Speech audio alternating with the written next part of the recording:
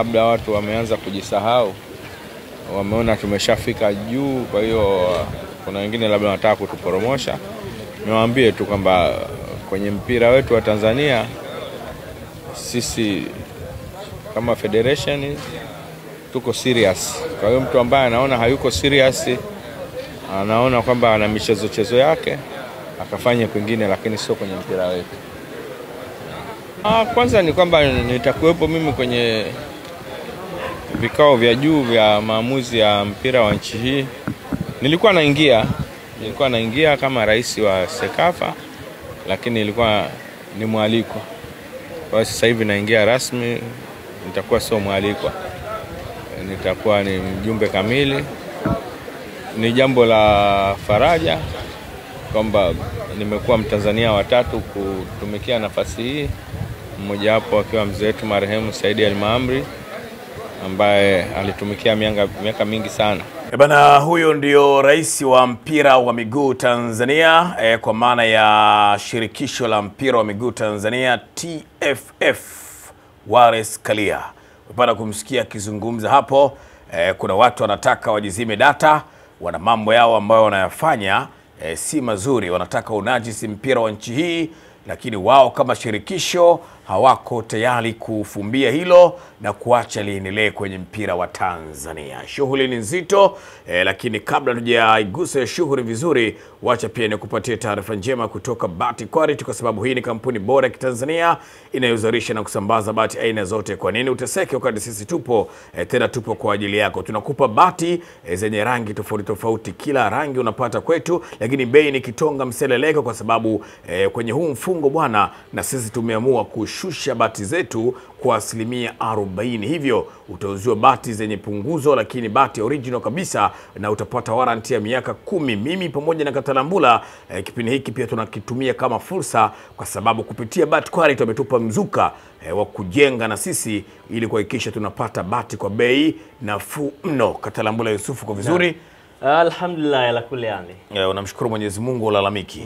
Namshukuru Mwenyezi Mungu kwa kila hali. Ndio. Katalambula Yusufu bwana, umepata kumsikia rais wa shirikisho la mpira wa miguu Tanzania, Wallace Karia, amepata kuzungumza mengi kweli kweli, lakini umepata kuelewa kwamba kama shirikisho hawatakaa kimya.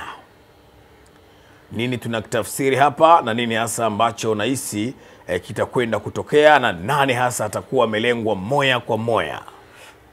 Kwanza kabisa ni mpongeze rais wa shirikisho la mpira wa miguu Tanzania, Wallace Karia, kwa kile ambacho kimeongezeka kwenye CV yake, kwenye ukubwa ambao yupo nao, basi umeongezeka. Ndio. Tunajua yeye ni rais wa shirikisho la soka la mpira wa miguu, lakini pia ni mwenyekiti wa Sekafa, lakini pia ameongezeka sasa hivi naye amekuwa ni mjumbe wa kamati utendaji ya CAF. Kwa hiyo unaweza ukaona kabisa kwamba tayari kuna kitu kimeongezeka kwenye ule ukubwa wake. Mwanzo alikuwa anaitwa kama mgeni tu, anashirikishwa labda kama mgeni, anaingia anajaribu naye kutoa maono yake, lakini sasa hivi ni sehemu ya hiyo kamati. Kwa hiyo hii itatusaidia kama wa Tanzania, si tu vilabu vyetu bali hadi timu yetu ya taifa, kwa sababu FIFA wana sheria zao mama ambazo zipo, lakini FIFA wamewapa uhuru kwenye mashirikisho ya soka kwenye mabara yote kuweza kuendesha vitu vyao kuwa na uhuru, lakini wasitoke nje ya zile kanuni na sheria ambazo zimewekwa. Iswadakta Katalambula. Unaona barani Ulaya UEFA wao wana sheria zao katika michuano ya UEFA, unaona sasa hivi wameweka katika mfumo wa ligi, lakini tukija huku CAF kwa maana Afrika, na sisi tuna sheria zetu. Kwa hivyo ukitolewa katika michuano ya CAF Champions League huwezi kwenda CAF kombe la shirikisho, lakini masuala ya goli la ugenini na kadhalika. Kwa hiyo huku Wallace Karia naye atakuwa na mchango wake, pengine labda anaweza kaona kitu hichi kinaweza kikawa favor labda Simba, Yanga, Azam, Coastal Union na wengine ambao wanaweza kufanikishwa kuingia katika michuano hiyo. Kwa hiyo kwenye hilo naamini soon naziona timu zetu yoyote ile huenda ikaleta kombe la Afrika katika ardhi yetu ya Tanzania. Nikirudi kwenye swali lako, kwa maana nani amewalenga moja kwa moja, naona hapa amewalenga wote, Simba, na Yanga. Okay. Lakini kwa msisitizo zaidi naona kama Yanga wameguswa zaidi kwa sababu kwenye kile ambacho kimetokea kwenye dabi ya Kariakoo tumeona Simba walitoa taarifa kwa umma wakaelezea kwamba wao kutoshiriki katika huo mchezo, lakini baadaye imeenda wao bodi ya ligi wakakubali na kusema kwamba mechi imegairishwa. Baada ya hapo hatukuona chingine ambacho kimepostiwa na Simba. Okay. Lakini kwa upande wa Young Africans wao baada ya kuambiwa kwamba mechi imegairishwa, lakini wao bado wakaenda uwanjani na wakadai kuhitaji pointi 3. Lakini pia Young Africans wakaja tena kwa mara nyingine na kuambia kwamba bodi ya ligi wanawapa masaa 72 Yes. wawape pointi 3, la sivyo wao wataenda mbele. Kwa hiyo na taarifa za uhakika pia kutoka kwenye vyanzo vya uhakika Katalambula Yusufu, yes, Young Africans wanatarajiwa kutumia zaidi ya shilingi milioni 100 na kitu ili kwa ajili ya kupeleka shauri hili CAS. Wanaelewa vizuri Yes. Na kule hili usikilizwe bwana, fedha zinatumika kweli kweli. Kwa hiyo Young Africans inasemekana ndio hatua ambayo inafuata kwenda CAS kwa ajili ya kuzitaka hizo pointi 3 na mabao matatu, ambayo Wallace Karia pia ukimsikiliza vizuri ni kama amezungumza vizuri mno. Yes. Kwa maana akiwalenga Young Africans. Okay. Kwa hiki ambacho anakifanya. Ila ukiwaangalia Young Africans mimi naweza nikawa upande wao kwa namna moja au nyingine, kwa sababu yeye kama anaamini ana haki pambana mpaka mwisho. Yes. Lazima upambane mpaka mwisho. Sisi kwenye dini yetu ya Kiislamu tunaambiwa Mtume hapendi unyonge. Yes. Yani dini haitaki uwe mnyonge.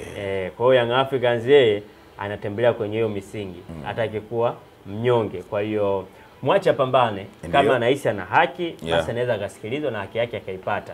Lakini kama ataonekana hana haki na akakosa kile ambacho anakitaka, pia sio mbaya, kwa sababu tayari ameshaonyesha kwamba yeye ni mtu aina gani. Lakini kuhusiana na kile ambacho amekizungumza Karia, naamini kama kweli kile ambacho amekizungumza kitaenda kufanya kazi, basi hiki ambacho kimetokea kwa maana wa Simba na Yanga kila mtu kujiona mkubwa kwa nafasi yake, naamini kinaweza kikapotea. Lakini kama amekizungumza na akiende kutenda haki, basi atakuwa tu debe ambalo halina kitu, kazi yake kupiga kelele. Na majibu unahisi yanaweza kupatikana haraka iwezekanavyo baada ya sasa Wallace Karia kutoa kauli nzito kweli kweli baada ili sakata kuwa kimya hasa kwenye upande wa shirikisho, kwa sababu hawakuzungumza chochote kama TFF mpaka Wallace Karia anakuja kuzungumza baada ya kutua airport jijini Dar es Salaam Tanzania. Kwa nature ya soka letu na kila ambacho kinaendelea, sioni majibu yakitoka haraka, kwa sababu kwanza tunaenda likizo wiki 2 international break. Yes. Naamini ubizi sana utakuwa huko. Kwa sababu kufuzu kuingia kombe la dunia tunaenda kucheza dhidi ya Morocco. Tulipoteza hapa nyumbani. Kwa hiyo nafikiri huenda wote akili, mentality zote, yani kila kitu tutakuwa tunafikiria na kuwaza kuhusiana na hatua hizo za kufuzu kuingia kombe la dunia. Kama naweza kachukua wiki 2, wakirudi bado zinahitajika sana busara kuliko sheria. Yes, zinahitajika sana busara kuliko sheria. Kwa nini tuhitaji zaidi busara na sio sheria, Katalambula Yusufu? Kwani sheria na kanuni ziko kwa ajili ya nani na zinatakiwa zifanye kazi wapi? Kwa sababu tukiwa tunatumia busara kwenye kila jambo, hizi sheria sasa na kanuni zitakuwa hazina kazi. Sasa atakuwa ametungiwa nani Katalambula Yusufu? Hata mimi Sisco natamani nikutane na hao niwaambie hivyo ambavyo umeuliza.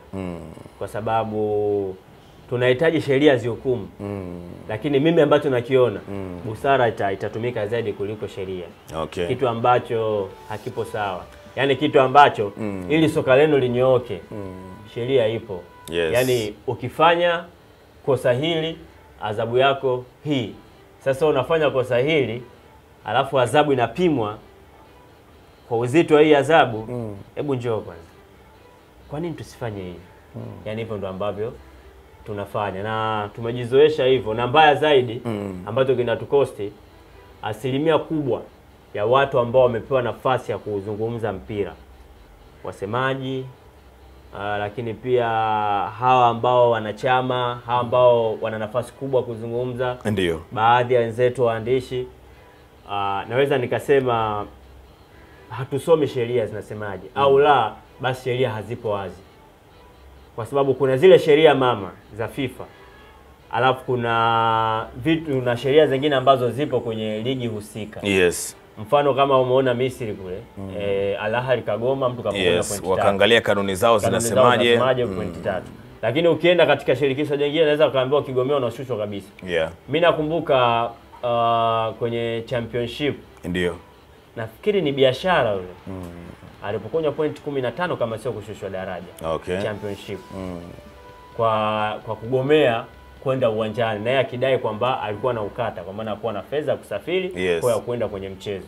Kama sio kupokonya point 15 basi alishushwa daraja. Ndio, amepokonya point Division 1, alipokonya point hapo pia alimfanya aende Division 1 kwa maana ashuke kwenye championship. Ndio. Kwa hiyo kama sheria hivyo zipo wazi, kwa nini sasa zitumike kwa hawa samaki wadogo wadogo?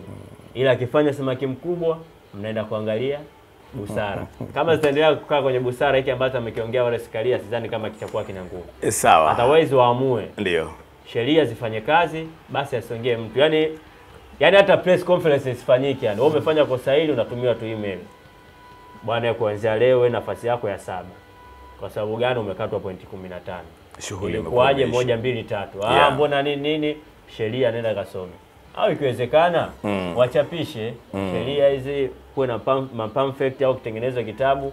Yes. Wapewe watu wasome, hadi mashabiki wapewe. Maana sasa mashabiki wamekuwa nao wanatukana tu, wanataka mtu uisemee timu yake kwa mazuri, yeye anakutukana. Ukisemea vibaya timu yake unaoga matusi. Unaoga matusi. Kumbe sheria inasema hivyo. Hajui. Yes.